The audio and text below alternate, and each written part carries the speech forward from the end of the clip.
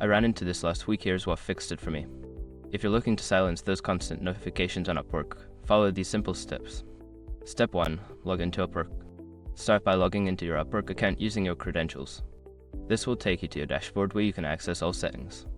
Step 2. Go to Settings. Once you're on your dashboard, look for your profile picture in the upper right corner. Click on it and select Settings from the drop-down menu.